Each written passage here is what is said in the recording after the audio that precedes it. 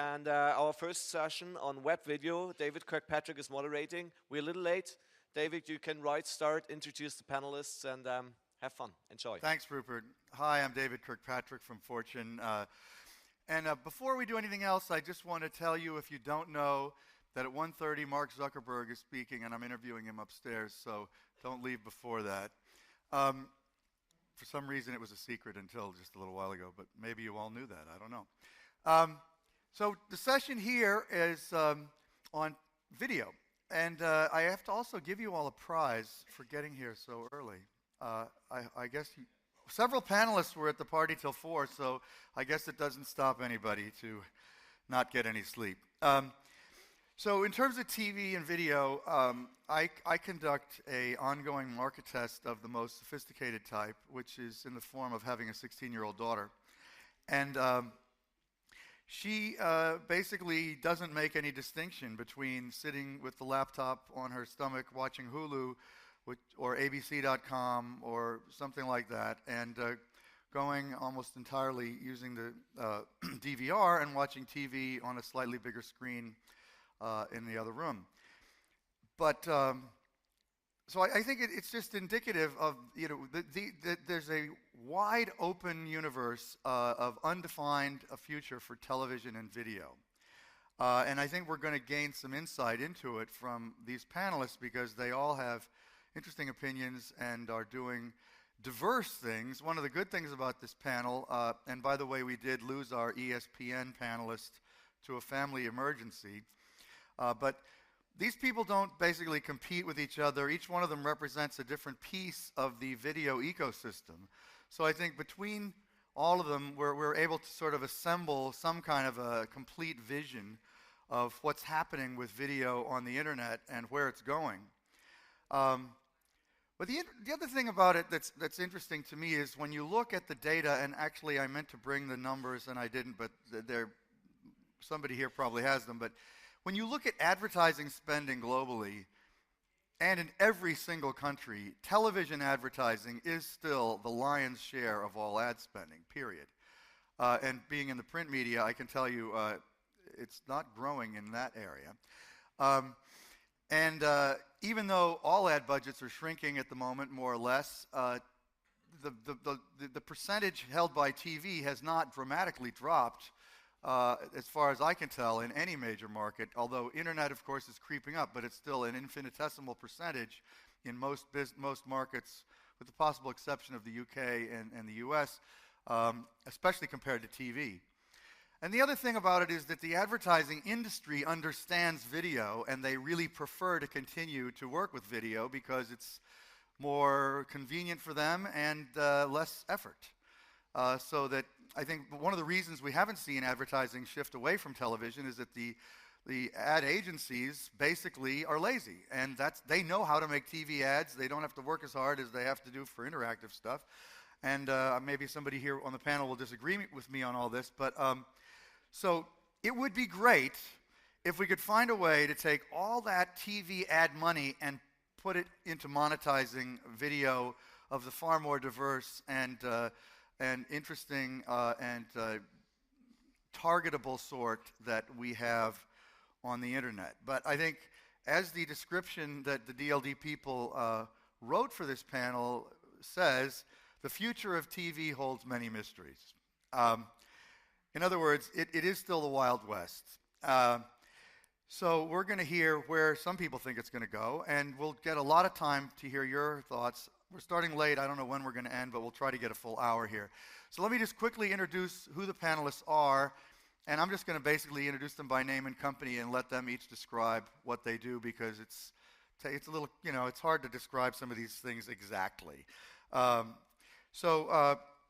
Starting here, we have Axel Schmiegelow of 7Load, Adam Valkin of Endemol, which is a little easier to describe than some of these tech companies because they produce Big Brother and such TV shows. Biggest TV production company in the world, right? Okay. See, that's simple. Jason Glickman of Tremor Media, Jeremy Allaire of Bright Cove. So basically, these other three guys are more or less software guys, and he's more or less, he is a content guy, but he comes from the digital world in his recent arrival at Endemol. So if we could just maybe start here and just sort of go down the row and talk a little bit about what each of your companies does and, you know, your 3-minute impression and opinion about the future of video on the web. All right, so what Sevenload does is we aggregate lots of different content that is valuable to people in channels. We organize this content. We say it's premium content, not in the sense that it's expensive, but in the sense that it's content that's highly relevant to certain audiences. And with all these channels, we add a layer of social interaction. So people can become the fan of a show, or they can connect to other users who also like that show. So we add this social dimension to content. We do all of that on the web, in sites running in 8 different countries. Most of them branded Sevenload, some of them not branded Sevenload, but operating under different names that are likely to attract people who are interested in that content. By doing this, we differ from YouTube. YouTube essentially being a search engine where you can find a video about almost any given topic on the planet. We create environments around certain topics that are attractive to advertisers. Advertisers are then prepared to pay us a higher CPM, cost per mil, so a higher price per advertising unit than they would on general advertising online. And this higher income per unit of content gives us more money that we give back to content owners, such as Endemol, which makes it attractive to content owners to then publish their content on our sites.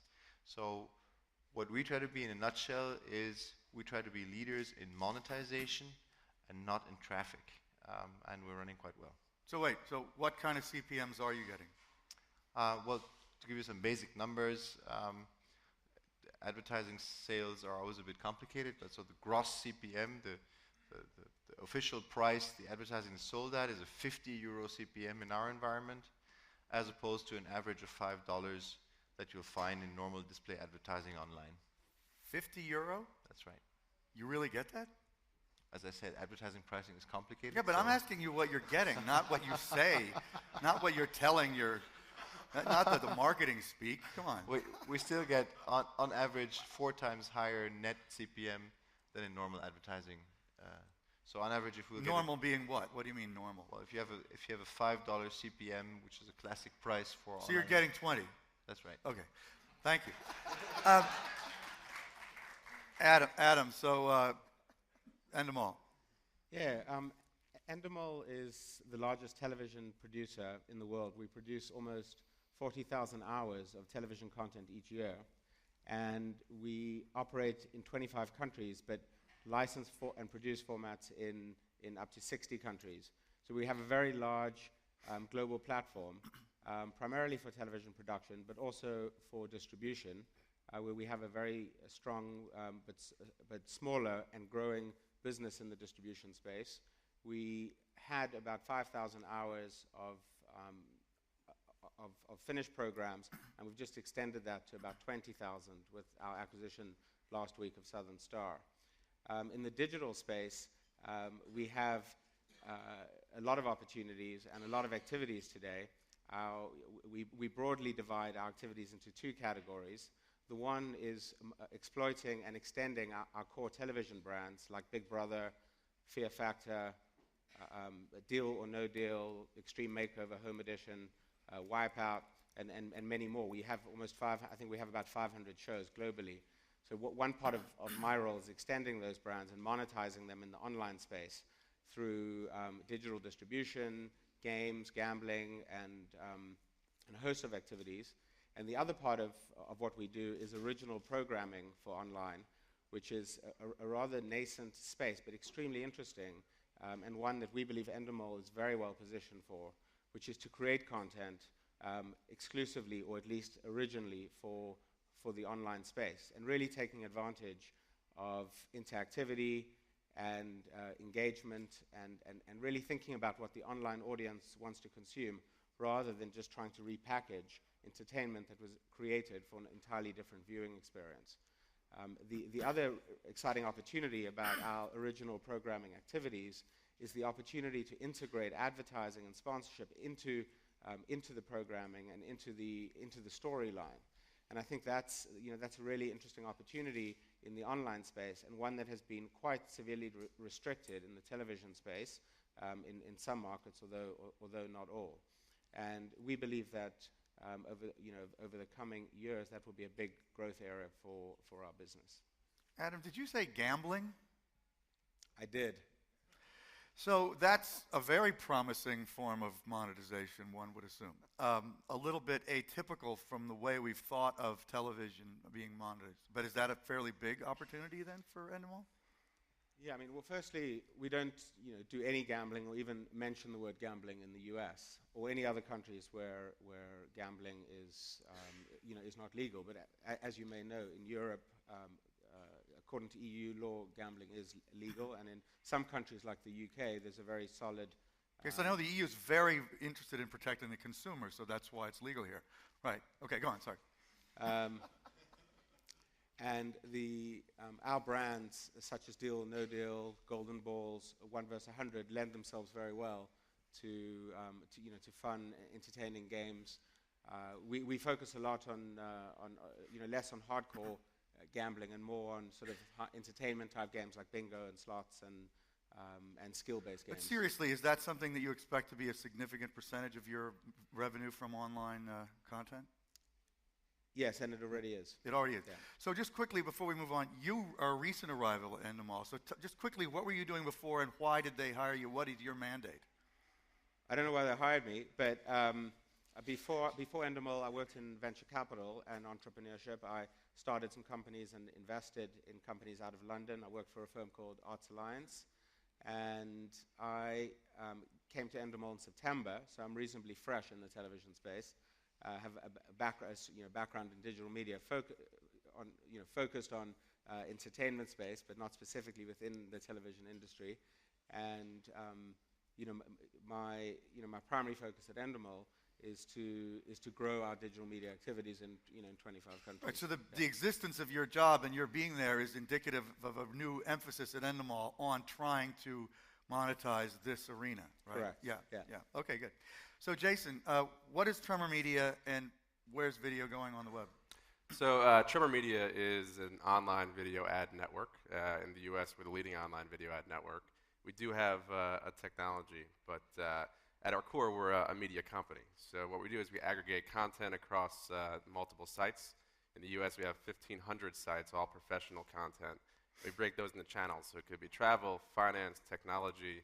We aggregate that and sell that to agencies and advertisers. We currently have 135 million unique users rated by ComScore that we present in multiple ways. And the video formats that are most 135 popular... million? 135 million. And so the video formats that are most popular, as I'm sure you guys all know, pre-roll is the one where a lot of television money is moving. We also do in-banner. We also do viral video widgets as well. So what we're seeing as a company is a major shift from television into online video. The way that we... But by advertisers or viewers, or both? Advertisers and viewers. But the way that we facilitate this shift is through a technology. And so we have a technology we've created. It's called a QDO, and it dynamically inserts video into video content. We realized early on that in order to deliver video into video content, it's a completely different set of technologies than placing an HTML ad on top of a page and delivering video that way. So we required a technology to enable that. So through our technology, we unlock video inventory. And so what we're seeing is this big shift. And actually, it's really happened recently within the last couple of quarters where we've seen bits and pieces of that $70 billion start to move online. And we're seeing significant dollars start to move. So U.S. is where it started, but Europe is a big area as well. Can you quantify at all the nature or the size or the scale of this shift that you've seen in the last couple of quarters? Yeah, I mean, typically in the online world, we would see test budgets that could be $10,000 or $15,000, but we're seeing test budgets for online video. They're as high as $300,000 or $400,000, with folks planning for upfronts that could be seven figures. So it's representative of that shift, which is really happening at this point. Just to talk quickly a little more, when you say dynamically inserting ads in video, does that mean targeting the viewer and finding the sort of matching the ad to the viewer with the video as the intermediary, in effect? So if you're familiar with the web experience for online video years ago, it wasn't a very good one. You would see the same ad in front of a piece of content. In many ways, it was baked, and so you'd see an ad baked to a piece of content.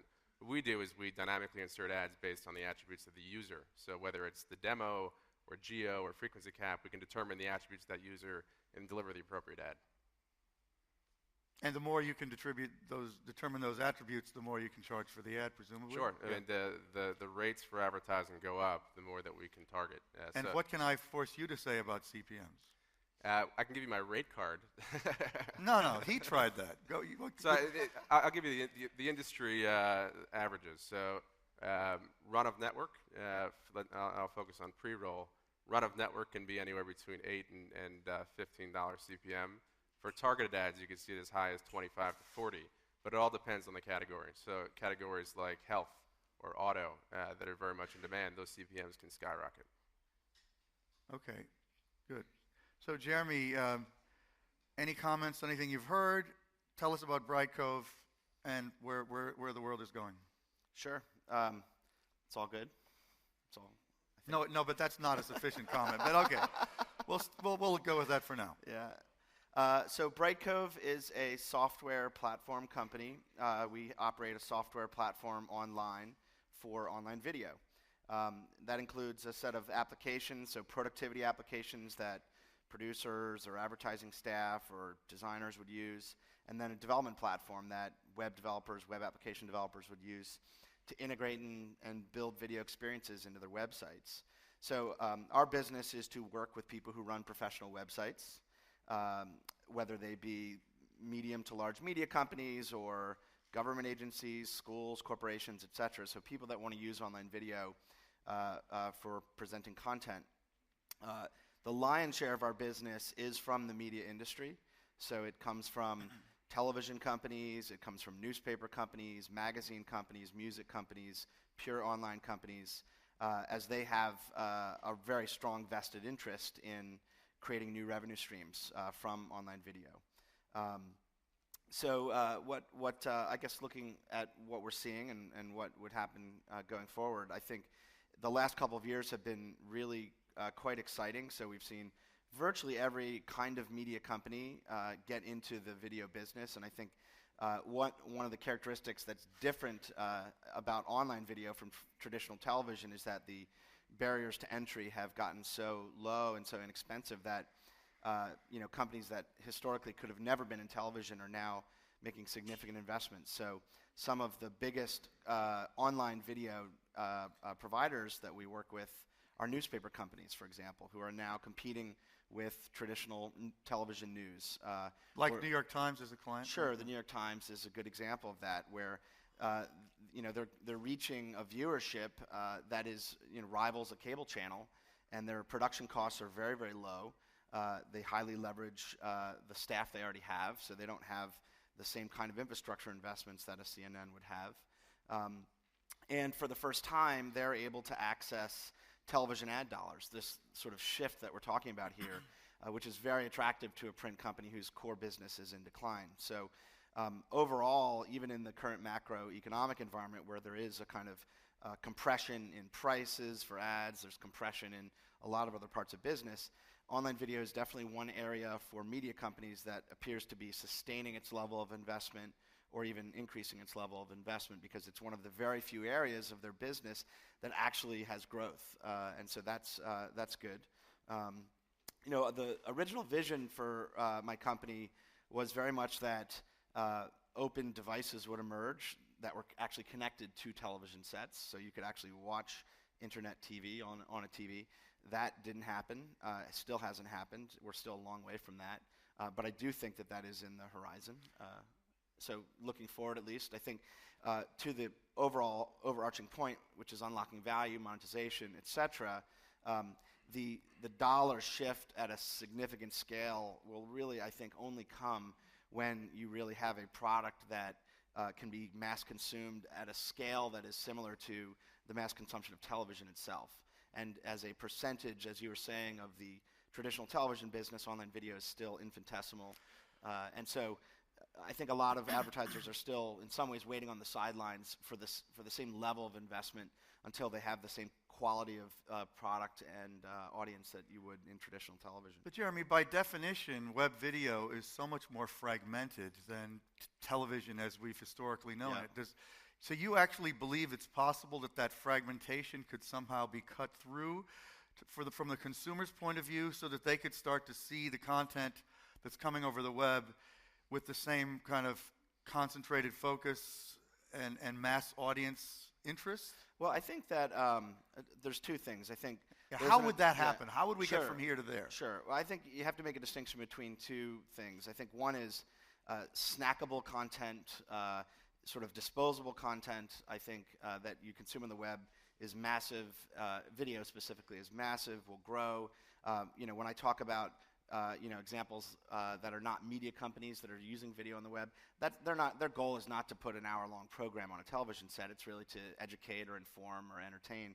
So I think that fragmented, snackable video on the web will continue to grow massively. So that, I'm not saying that isn't happening or won't happen, but I think specifically this opportunity for traditional news, entertainment media from a television distribution perspective, I think it is possible for end users ultimately to be able to personally aggregate that in the same way that people use RSS today, which is they discover things and they subscribe to things that they're interested in, they organize those subscriptions, etc. So in another way, what you're saying is that as time goes on, even within web video as a separate universe, there will be sort of a breaking apart into a sort of high-volume, professionalized, television-ish kind of content with this massive long tail of little stuff.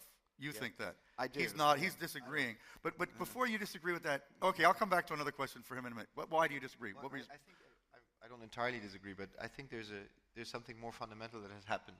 So we have a paradigm shift. And the paradigm shift is we've really gone from a broadcast world to a video-on-demand world.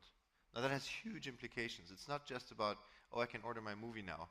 It's what we like. I have a background in advertising, and so what we like to call that the relevance revolution, right? I mean, the broadcast paradigm is you're there, the medium is reaching you, watch this and shut up. And the relevance revolution is that you have all these tools that the user gets.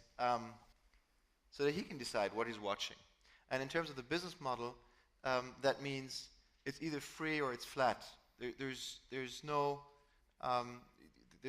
a whole new environment in terms of how this is monetized. And the third thing that's tremendously important, that I think explains why the only halfway profitable Web 2.0 company, or the company to emerge from that new media environment, is MySpace, is that there is a social dimension to content. So this is not only about what am I watching, or when am I watching it when I decide. It's also about who am I sharing this with? How am I interacting with the content?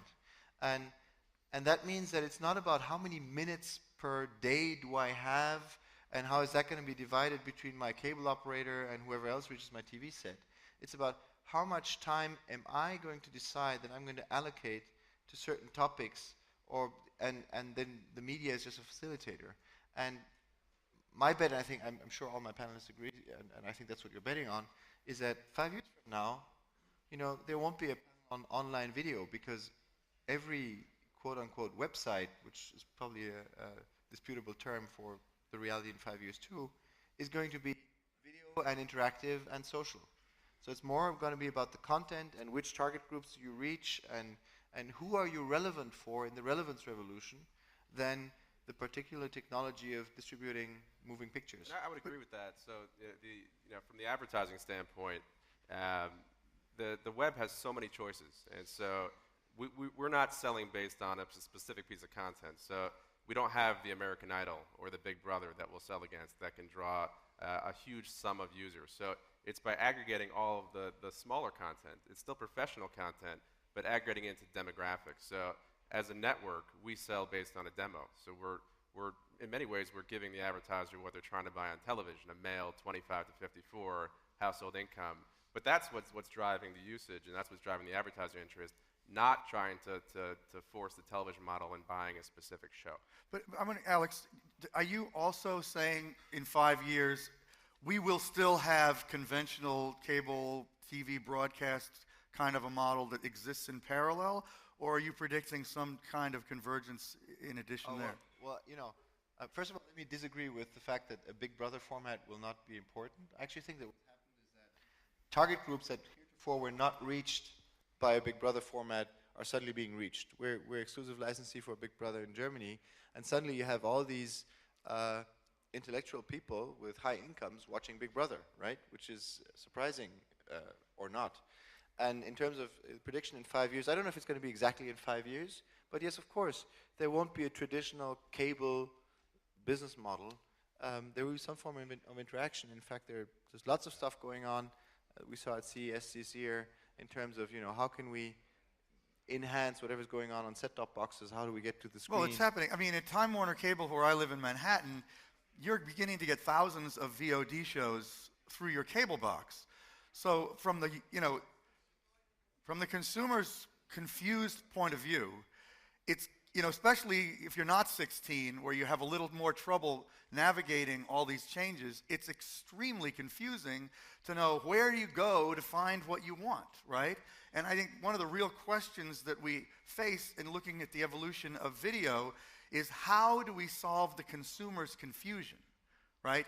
As to figuring out where to find what they're looking for without being a software architect. Right. Well, I think part of it is that there's so much choice, right? So on television, you have 100 channels that are popular, but there's so much choice in online video, and certainly there's an attractive aspect to Big Brother Online or American Idol Online, and that there's certainly an audience for that. But to be able to deliver the very large campaigns, you need to aggregate lots of content into demographics. And so, I think Jeremy is in a good position to enable more inventory, but it's doing it across thousands or tens of thousands of publishers that creates this massive scale. I don't actually think there's much of a problem in finding stuff. I would dispute that. I would guess that everyone here feels pretty empowered with the Google search box. Like, you got something you're interested in, you type it, you can find it. And that's sufficient for video? I think absolutely, yeah. I think, finding video should be no different than finding anything else. So we don't really need fundamentally new tools for that then? I think very few enhancements, but I think it's pretty straightforward. So, and I think consumers are very empowered. They can find anything they want instantly, anywhere, through search. And I don't think online video will be or really is very different. I mean, every show on Hulu has an index page. It's indexed well. You can find it. It's got page rank. Every YouTube video is a URL. It's got all this, linking behavior. This stuff's easy to find. I think people who implement the sites need to do it well so that it's SEO friendly. But I don't think the problem is discoverability. Okay, Adam. Yeah, I think our partnership in Germany with Sevenload is very interesting because when you're dealing with an early stage market like online video, which although the consumption patterns are huge, the monetization is still relatively small. The companies that are best able to monetize large amounts of video-related traffic, you have to have skills and capabilities and scale. And I think that the opportunity with Sevenload was combining a blockbuster format with tremendous appeal and literally hundreds of millions of video views with a company that is really focused on monetizing that kind of content and also has scale in its market and other content to flog alongside it. And I think that it's quite an important point because you could have, and the same applies when working, our job is to help any of our partners, whether it's Sevenload or broadcasters, to best monitor, or our broadcast partners in most of our markets, to best monetize the content. And I think that's still quite a challenging, we're still in quite a challenging phase of that because even with all the traffic in the world, if you don't have the right ad sales capability and expertise, and remember that you're still dealing in a market where there aren't standards and easy ways to measure and show performance. So for us, it's really important to work with our broadcasting partners and companies like Sevenload. But just to show the necessity of creativity on the part of content owners, say what you said to me about the biggest place you've made real money in the U.S. market on online video. Yeah, and because of the size of our operation and the amount of content we have, in truth, we've pretty much tried everything, and we've also, been a pioneer in the online space and in interactivity, in show. So we've done everything from, create channels and package them up to distributing individual shows. But what has worked really well for us in the U.S. is subscription service to our premium Big Brother content with CBS through Reel, where consumers pay a subscription to get access to content that's not otherwise available. That's the Super Pass kind of thing? The Super Pass. So getting access to 24-hour Big Brother showing, which I think it's content that really they can't find anyplace else. Yeah. Sort of ancillary content. And that's what you're making the biggest money from, is the ancillary content on the web. Yeah, well, whether it's the biggest, we make what I would describe as real money, and anyone else sitting here would describe as real money. And how can you, how much real money? I think I'm not going to answer that question. But, but a lot. Hundreds of thousands of dollars per something or other. I mean millions. In CPM, yeah, approaching 50. Yeah. You so wish. Actually, you wish. It's, in the case of Big Brother, consumers will pay a lot of money to get access, but the Big Brother CPMs would not be the highest in the industry because of the because of the nature of the content. It's not as premium as some other brands. So you all don't seem to feel that the consumer is as confused as I think the consumer is confused. But what about the networks themselves and the conventional broadcasters? Just quickly, a little commentary on that industry. You got something to say about that? I want to answer the consumer thing. There's a rapid change going on. Anyone who has how many people here in the room have teenage children? All right, so not as many as one might think. Yeah, well, okay. So most of you guys will have observed that your teenage children will do something similar to this. They'll be sitting or slouching over their couch with their laptops open and texting with their mobile phone while the TV screen is running, right? I mean, that's like so typical. And I think we, as a content industry, as a media industry, have to adapt to the demand that behavior is indicating. Now, not all of us, including I don't do that. I have my laptop open, but I don't text while I'm doing it. We have to make sure that we see that a couple of years down the line, this is going to be more and more and more normal, especially if it gets easier and easier to do.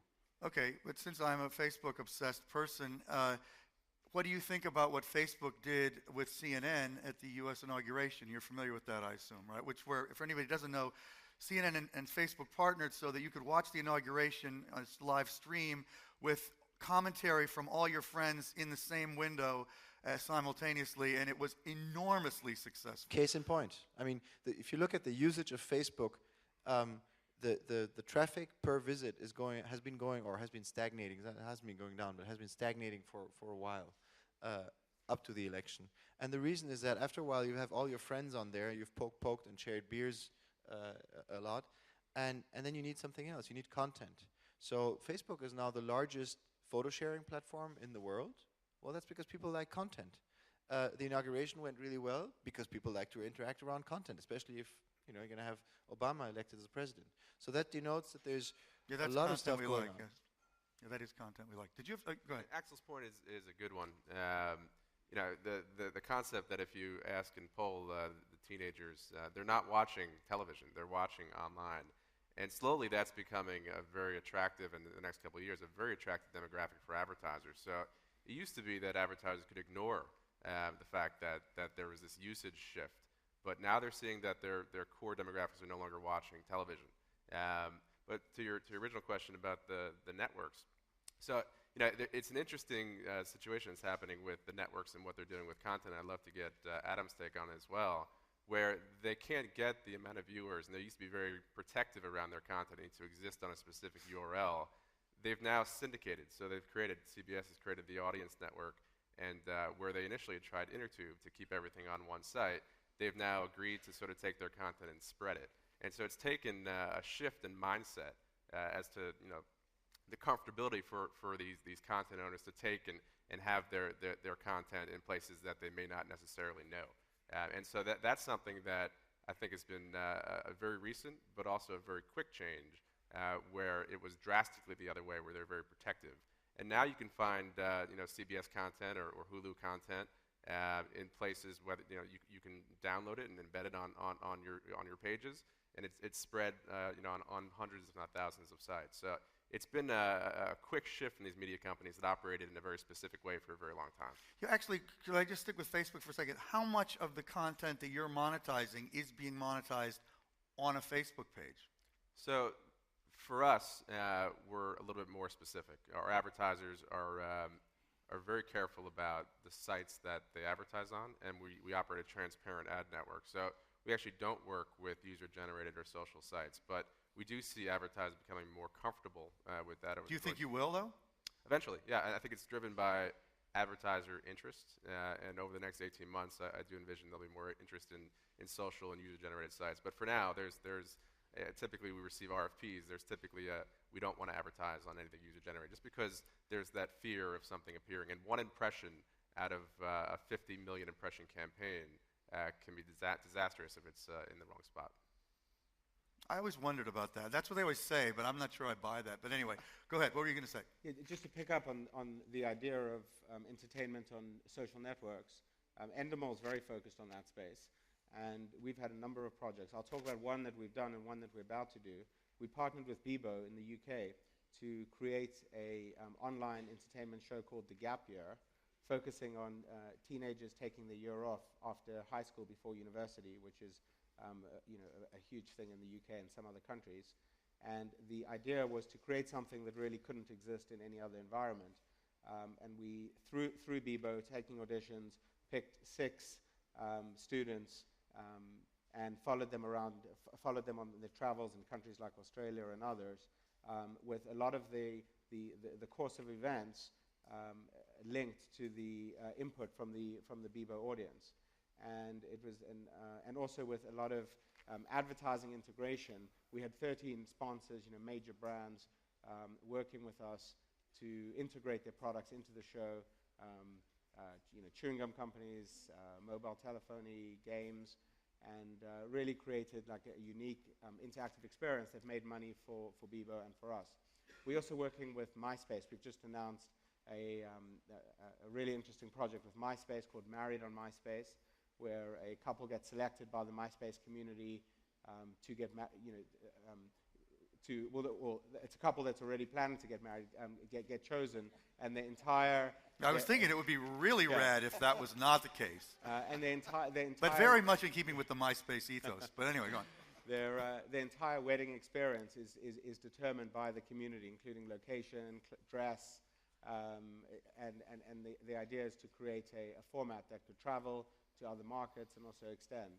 And I think that's a space that's really interesting. The key, though, is for these kind of projects, you have to go where there's a massive audience, and that's why we work with partners that have this tremendous reach with the audience that we're going after. I just want to get a little more thought on this, idea of convergence of everything on the net, and then I want to start hearing audience questions and comments. But Jeremy, you were saying you had been waiting forever for the TV to be kind of integrated with the net, and it still hasn't happened, and yet Panasonic and others have now announced TVs that are going on the market this year that will do that relatively easily, they claim. Is that not a breakthrough? Well, there are lots of television companies, game console companies, standalone set-top companies who have products that technically do connect over IP and they can connect to the internet. The challenge, like Xbox, for example. The Xbox, exactly. The challenge is that all of these have used their own approach. They've all used a closed approach in general. So you have to strike a relationship with them to get content to the TV, or it's a unique format that they're introducing for the presentation on the TV, etc. And I think the challenge is all of these manufacturers have a hope that they're going to be able to insert themselves into the value chain in the consumer relationship to content. And I think that's ultimately a mistake. I think they need to think of themselves as technology device companies. and ultimately emulate the PC web or the mobile web model where you have open formats, open standards, open protocols that any web service can build to and then access through these device platforms. And I think when that happens, we'll see really significant growth in online video services accessing these devices. And the same is true of this Panasonic product. They have their own interface, right? Yeah, that's right. Yeah. So I mean, you need this. You need the equivalent of HTML, Flash, RSS, and video formats. But who's going to be the integrator or the unifier that achieves that? I mean, it takes a Microsoft-type player, right? Yeah. Who's that going to be? Yeah. Well, it's interesting. Microsoft tried something like that a long time ago, and it was not successful for a whole host of reasons. But it was relatively open. It was sort of based on web user interface standards. Anyone could build applications for it. That was the Media Center platform they built, which, again, was not successful for a whole host of reasons. But Microsoft, Adobe are both good candidates to build a software stack that could then be implemented in a consistent way by device companies. Do you think it will happen? I do, yeah, absolutely. I think it's inevitable. I couldn't agree more. The question and the description is entirely correct. Right now, there are several things preventing a rollout of real interactive TV. One is the set-top boxes don't have chipsets that support sort of a really good flash video experience. The second is it's still not clear how you actually get the IP signal to the TV screen because it goes through the telephone wire, it goes through cable, there's HDMI, there's composite components, so all of that is a problem. And the last thing, and that's really a tough one, is the device, because no one, any one of you at the hotel try to use the Internet Opera browser, it's a pain. It's like 1, 2, screen moves. No one is going to want an interactive TV that's that slow. So you need a point-and-click device like the Wii. And in fact, we get a high single-digit percentage of our traffic from the Wii, from being embedded on T-Home Entertain. Will be embedded on a number of the devices you named. And it's always interesting to see how that works because those are still small crowds. So is there any, just before, this is interesting, is there any possibility that a non-traditional player that we might not be thinking of or a startup rather than Adobe or Microsoft might end up being the unifier? Is that potentially a huge opportunity for somebody? Anybody? But you're nodding. I don't think on the device side. I think that there's virtually no good historical examples of startups that create consumer devices that get significant scale. TiVo is the closest, and it's never made money. They lose money, regularly. It has not been a huge success as a business. It's just very, very hard to find startup companies that can grow consumer electronic businesses. Just a final thing on that. Would it have to also have a sort of a mobile analog, like a unified experience that would basically kind of span both mobile and fixed playing experiences, or not? Well, that ties back to the device that you point and click at your TV. Because ultimately a huge percentage of, going back to the 16-year-old market tester, a huge percentage of her time is also spent looking at her iPod, watching video, right? Well, I think, the nice thing about the iPod and the iPhone is they're actually relatively open. If you want to sell your content, you have to go through their store, but, podcast feeds can be made available for download and watch. Lots of our customers are now building websites for the iPhone and delivering open video formats to those devices. Really? That's a pretty big trend? It's just started, but there's a lot of activity happening. That's an exciting development. Yeah. And that's just HTML and MPEG-4, and it works. So I think that's is that an app you download? No, it's just video, just the web. Yeah, it's just a web user Optimized interface that looks like an iPhone app, but Yeah. it's just designed with the form factor of the iPhone. yeah. And the video's gorgeous, the network works, it's a real computer. So I think that will take off. But I guess that sort of gets back to my point. It's an open platform. It's the web. You can build content and applications for it. People can browse to URLs. They can bookmark things. It's quite a good experience. Okay. But I think the same kind of openness needs to happen for these other device platforms. And from an advertiser standpoint, they're looking to place video wherever the user is. And so right now we're focusing on online, and a lot of that interest is in online because that's where there happens to be a lot of viewing. But from the mobile standpoint, we do anticipate there being a ton of advertiser interest, especially as the iPhone and Android become very popular and users are consuming online mobile video in a very rapid way. So I think that we'll see whether video in general is what they're looking to do, but the form that they consume it on will start to sort of blend together. And your business model is supple enough that you can go wherever it ends up happening, right? That's the way you're conceiving your company, right? Yeah, I mean, from our standpoint, we have a technology that can port through any IP, and so online is where we focus, but we do see the next 2 years. I think they've been saying 2 years for a long time, but the next 2 years, mobile will be a big play for us. Okay, who's got a question or comment out there? Okay, I see a hand right here. Do we have mics, or what am I supposed to do? Carry this? Oh, hold on. No, don't shout, because I think we have the video. We got to get you on the mic. Thank you. So, John Partilla, Time Warner. Oh, hi. Yeah, I know, David. How are you? So, question. I have so much respect for all you guys up there, specifically for Jason and for Axel. Talk a little bit about the coexistence in the upcoming sort of quarters ahead of large-scale publishers like a Time Warner or News Corp or Disney that have very dedicated sales forces selling Fortune or People magazine, trying to retain some of their inventory at the same time. They're also playing both sides, which is letting inventory go out to ad exchanges. How do you see that sort of playing out? You have a whole range of options, right? Yeah. You could talk to him and have him build a vertical for you. You could talk to him and try to distribute the content across the web and hope that you monetize that best. Depending on where you are in the food chain compared to Endemol, it's going to be an interesting discussion. Or you could talk to us and run a channel on us. And probably your safest bet is to do all of that at the same time. And I think the big news, the big message, and this is sort of, this is not the end of copyright, and there's not going to be money made off content anymore, and all media companies are going to die. There's so much content out there that a brand that end users can trust to create relevant content, that's a powerful argument. If, however, you play the full game in distributing that and getting that to the users, and you create those relevant environments that are going to bind users. See, the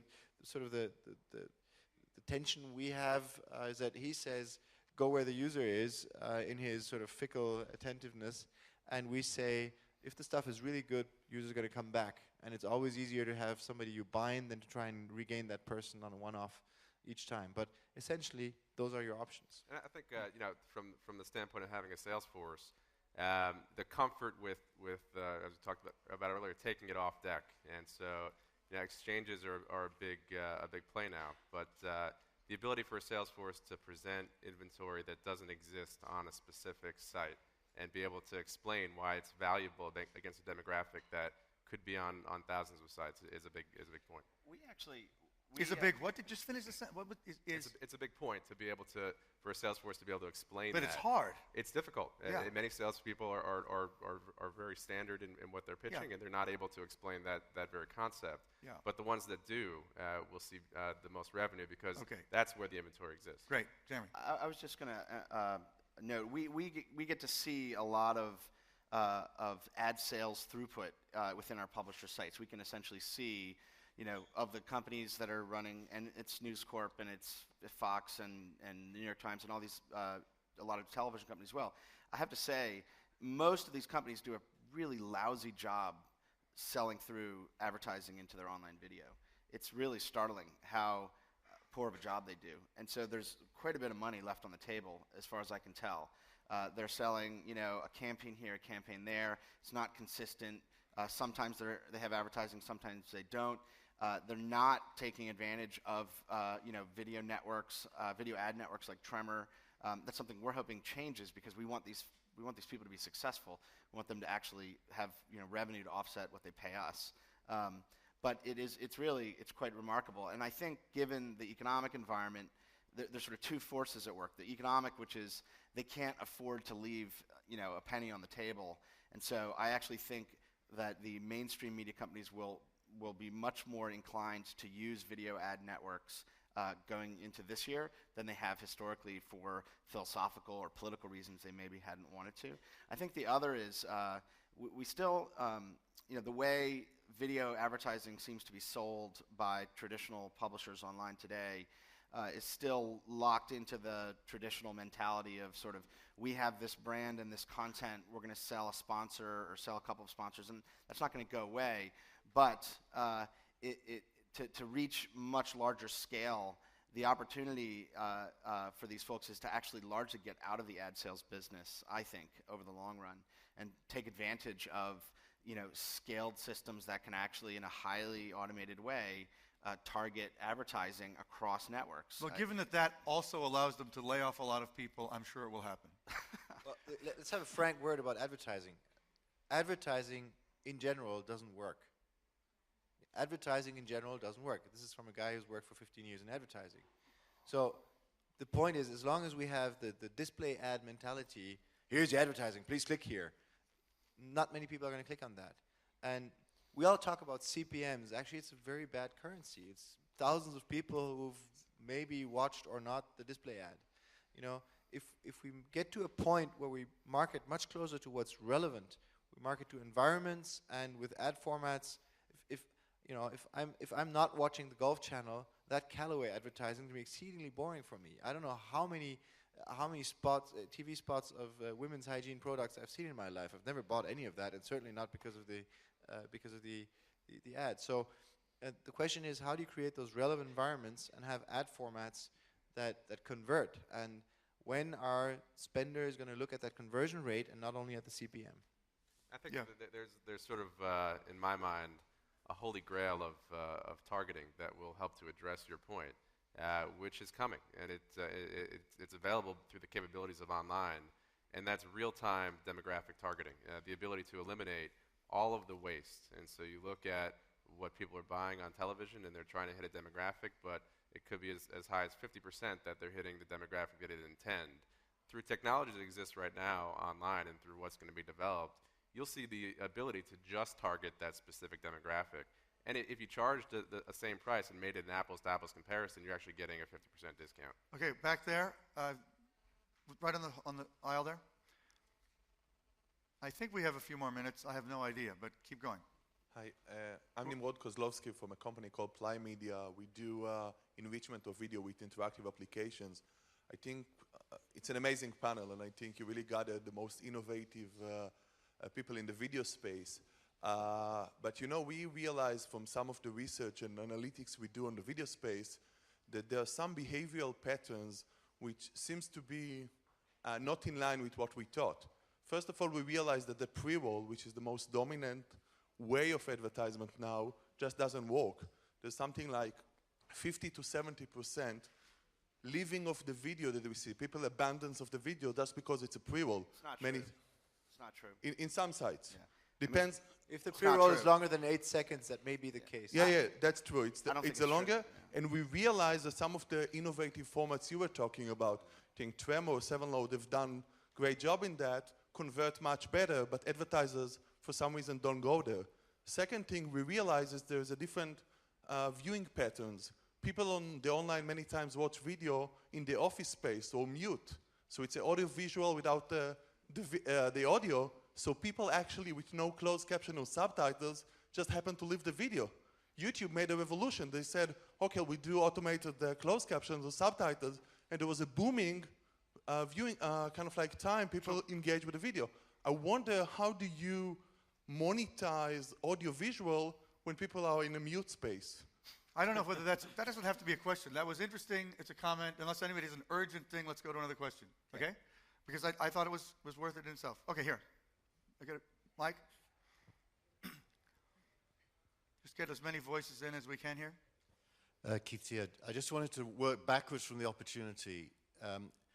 The opportunity, I describe it how I see it. If Endemol went into production with a new Big Brother and could distribute it directly to hundreds of millions of people without going into various rights discussions country by country with hundreds of distributors, that would probably represent the least friction between production and market and monetization that you could possibly imagine. My question is, what's in the way of preventing that?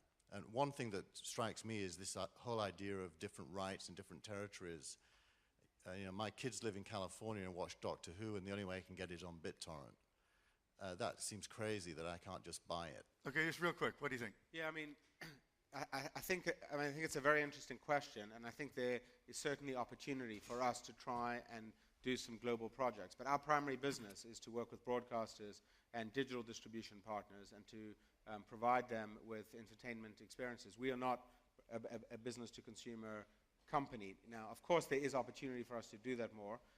It's tricky because we have to balance our relationships with our broadcast customers. But the truth is we couldn't get the kind of reach or revenue by doing what you suggest today or anywhere close that we can get from working with our broadcast partners who have the expertise to in turn monetize the traffic that they get through advertising revenue and such. One interesting thing that we're doing now in the UK with YouTube is we are taking global, anyone watching YouTube videos can audition for Big Brother. So that's kind of a global application, even though it's a local piece of content in the UK. So one thing I want to make sure we discuss briefly before we end, no matter what else happens. We are in the midst of a historic cessation of advertising, period, in the world. We haven't really even heard anybody mention that as if it's not happening. So I'd love you guys to just tell me, does that mean it isn't going to happen in this space, which I don't believe? Or how badly is it going to slow all of these developments, given that advertising, especially since January 1st, has just gone off a cliff?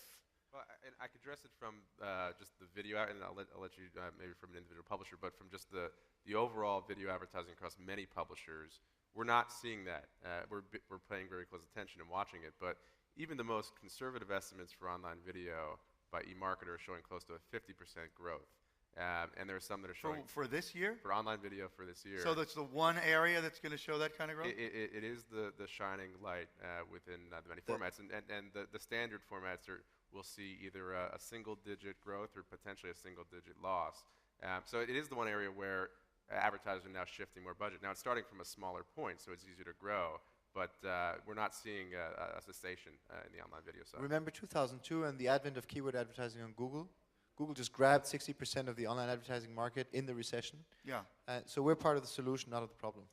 I think it will be a very tough time for online advertising as well. There's just no question about it, especially in a new space like video, which is unproven and less understood by advertisers. But like in 2001, 2002, the companies that really know what they're doing and have true competitive advantage in their product or in their approach will come out really, really strong. Good. And will separate the weak from the strong. Jeremy, I want to hear everybody on this. What was your thought on that? Is advertising going to stop? How is it going to change as a result of what's happening with the economy? It'll slow down. How much? I have no idea. I mean, are you worried? Does it affect your business? Not greatly. I think that it'll probably be kind of a 20% whack that'll affect everything and everybody in media. And so everybody's got to whack their business by about 20%. So you don't expect a 50% increase? No, actually, our business we expect to grow at least 50% this year. But that isn't necessarily driven by, we're adding customers around the world. It's not that our customers are growing 50%. Yeah. Right. So okay. we're growing because because you're in the right space in the industry. A lot of people want to put video online. Right. Okay. Sorry. I just wanted to hear that. Now we'll go to here. Can we get a mic? Yeah. It always helps to sit in the front because then the moderator can see you. I'm Deutsche Sprengende Arns from Jung von Matt. I'm one of the biggest agencies in Germany. Advertising, it works. I must say something else than you. One question. For us, the TV or the film is the most emotional medium. And as far as I know, we are really searching for platforms or ways to broadcast our brand messages, especially for clients like Mercedes. When you launch a big car, you need a big audience to do that. So what is your answer? Because we're looking for you guys to give us the possibilities. I think that this is one of the most important points that I think has been made here, which is that television advertising is a branding medium. It's not a direct response medium. It is partially direct response, like at 2 in the morning, dial 1-800, etc. But it's a branding medium because of the emotional power of video. And the notion that an overlay ad is somehow going to be a substitute for TV advertising is a joke. TV advertisers want powerful, emotional branding, and that takes at least 15 seconds of the human brain to be able to express that in video. That's why TV advertisers are so insistent on pre-rolls, because it's a really powerful branding vehicle. It's not an evil thing. It is what it is. I think, though, as well, advertisers are still lacking creativity in thinking about new formats that are equally as emotionally powerful. So creating a 15-second linear video is a very understood format. But for example, Flash as an interactive platform allows you to do very dense, immerse, rich, interactive things at a fraction of the cost creatively. You know, the production cost on a television commercial is very high, but a fraction of the cost could create really, really immersive, creative, and apply that in the video environment. And we've seen very little activity there. And so I think that is an area where cost of creating ads could go down, the value to the consumer could go up, and it can still meet those branding objectives. Yeah, I agree, Jeremy, in a big way. So right now people are taking the 15 and 30-second spot and transitioning into online, but that's only a fraction of where it could and should go. So I think we'll see very interactive formats evolve that really take advantage of the medium. Alex. Okay, I really feel strongly about this. So, you know, a lot of classic advertising is driven by a mythical beast called branding.